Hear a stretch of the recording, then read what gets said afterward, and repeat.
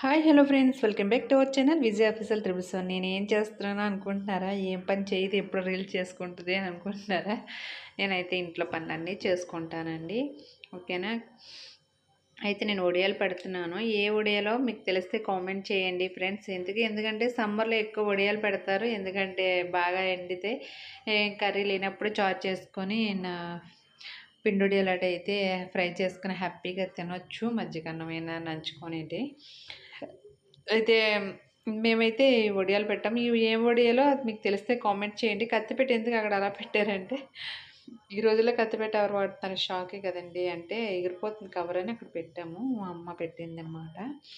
అయితే బాబుగాడి ఫోటో వాళ్ళ అక్కని ఎత్తుకొని తీసుకున్నాడు వాణి ఫంక్షన్ రోజు. ఫోటో ఎలా ఉందో కామెంట్ చేయండి. అలాగే ఓకేనా?